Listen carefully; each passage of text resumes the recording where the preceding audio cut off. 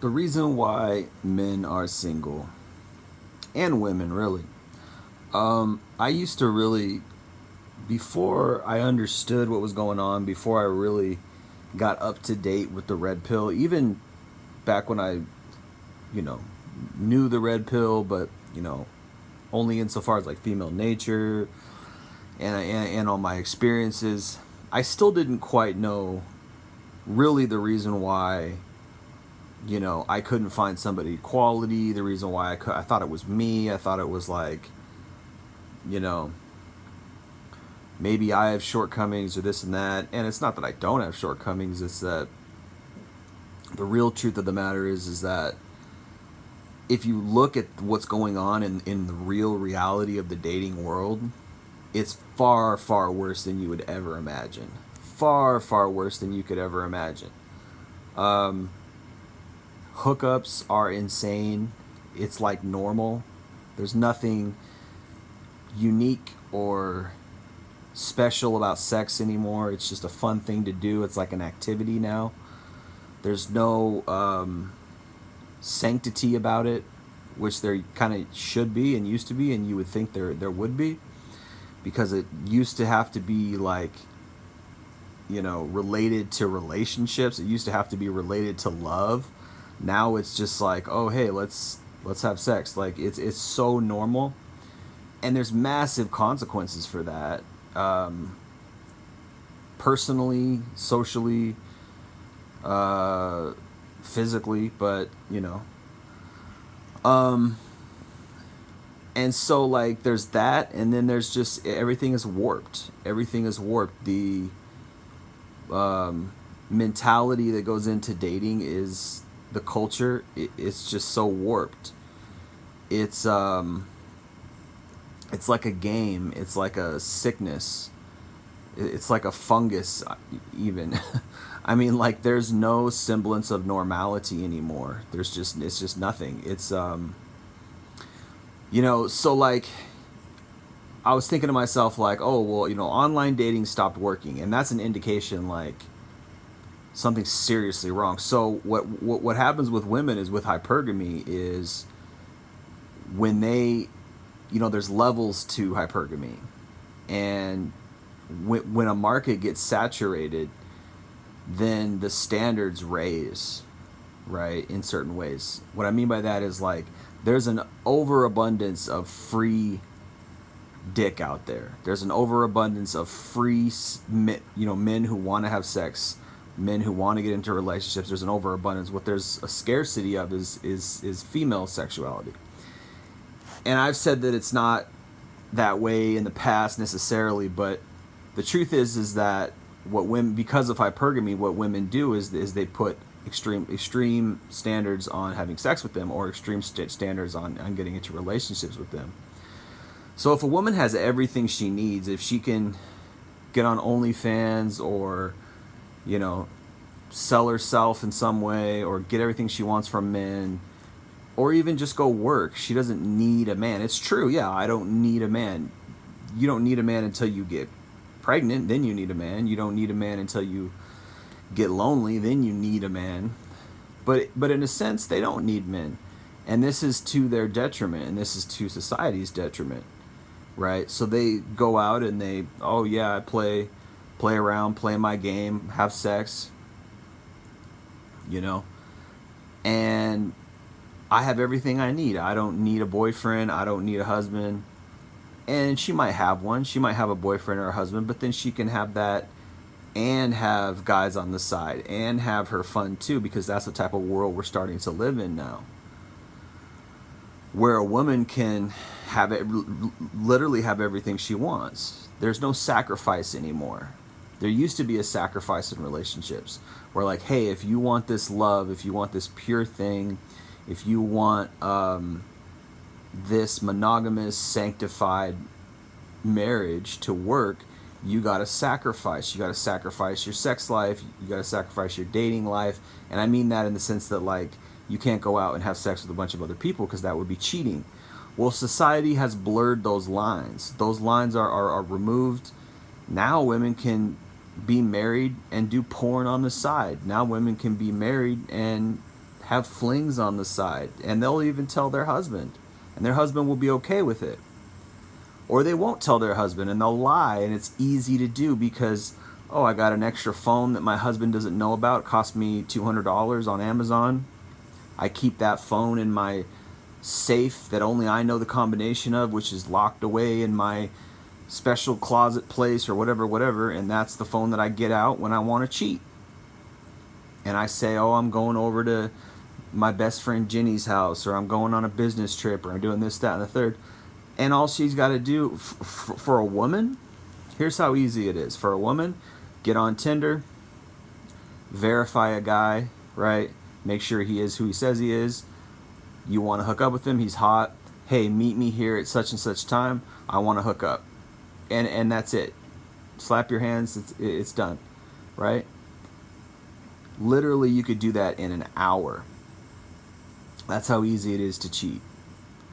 People don't think like this. People think like, people have their own little Matchbox worldview, and they don't understand that, like, there's stuff going on underground,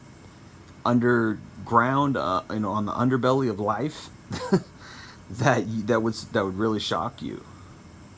And when you find this, when you learn this, you're like, oh, okay, well, that's why dating is no longer viable for men, really, or for women, because you could say women ruined it, or you could say the modern degenerate culture ruined it, but the truth is that you gotta beat 10 guys. She's got at least 10 guys she's texting, at least.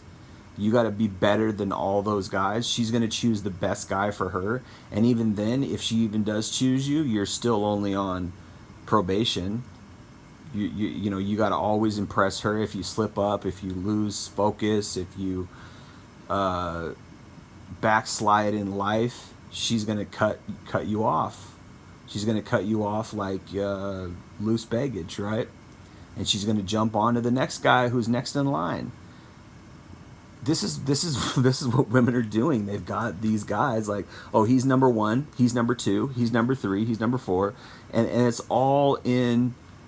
Women treat, it's all in sequence. Women treat men like products, like oh, I like this pair of shoes, but I like this pair of shoes better, and I'm gonna wear this pair of shoes around. Oh well, I'm tired of wearing this pair of shoes. Let me jump into these pair of shoes. I like these pair of shoes now. This is how women treat men. And I think men are starting to treat women like this too. And men, we used to get accused of doing this when we were younger. Or, back in the day, 10, 20 years ago, men used to get accused of, oh, he's a womanizer. It used to be a thing. That kind of stopped. Now it's like,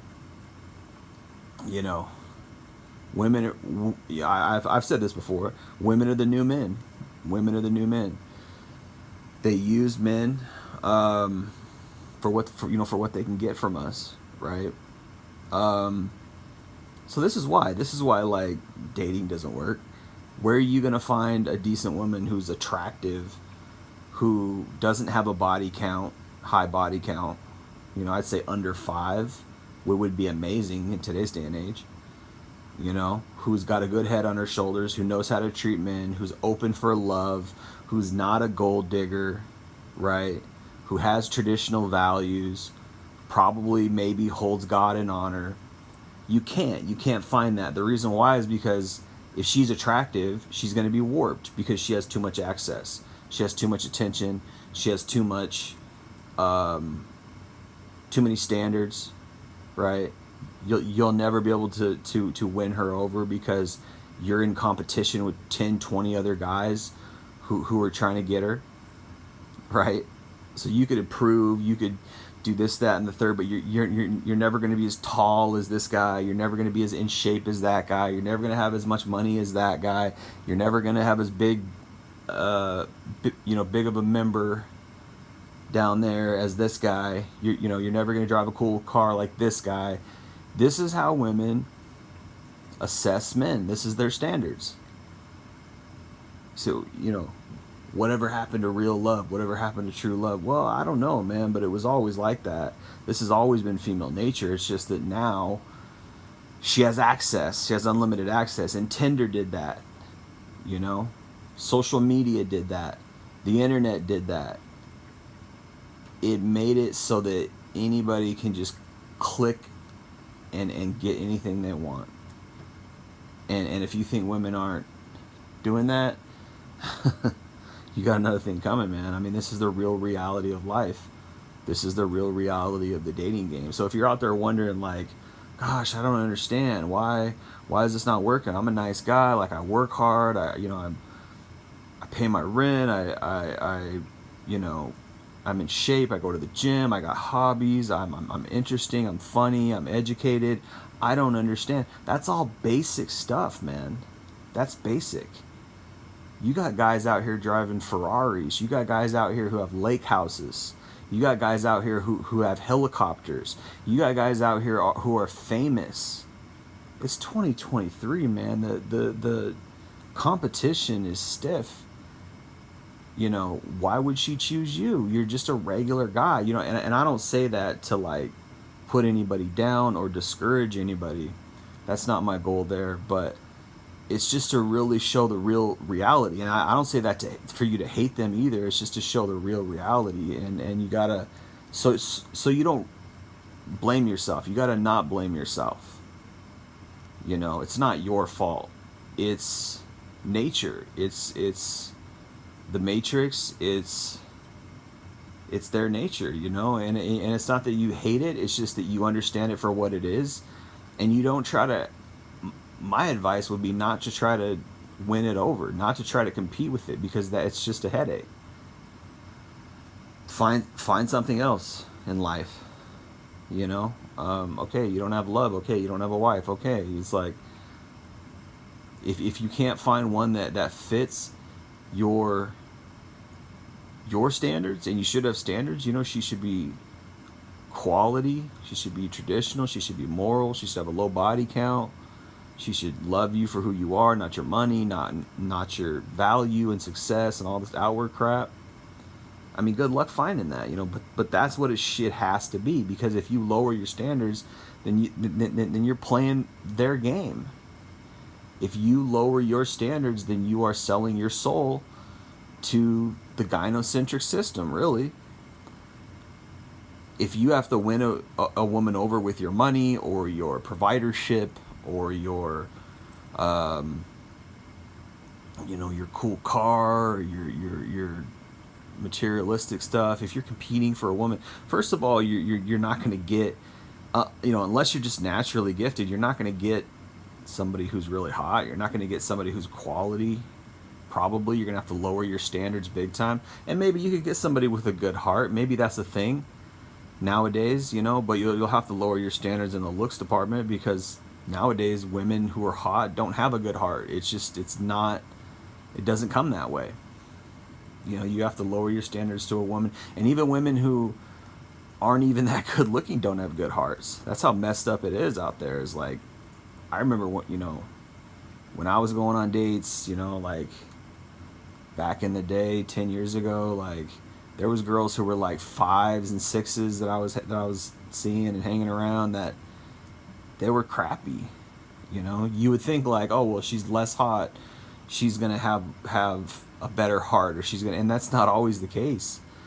A lot of times, and the reason why is because a lot of it is like demand, where like guys think they can't get with a 10 out of 10, so they'll hit on the 5 or 6 out of 10. So actually, a lot of times the 5s and 6s out of 10 get more attention and get hit on more than the 10s out of 10s, because guys are too scared to approach the 10 out of 10s.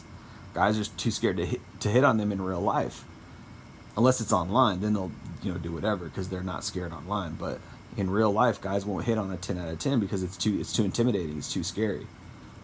So the 5s and 6s get a lot of attention in real life, which is weird. It sounds counterintuitive, but it's what's really going on. And what that does is it warps these 5 out of 6s,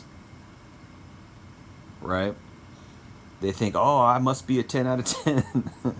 Or they just, you know, I met a lot of 5s and 6s who just were like really weird, really just had dark energy, really just, and it's because they get hit on a lot more than 10 out of 10s. It's weird. It's a weird phenomenon.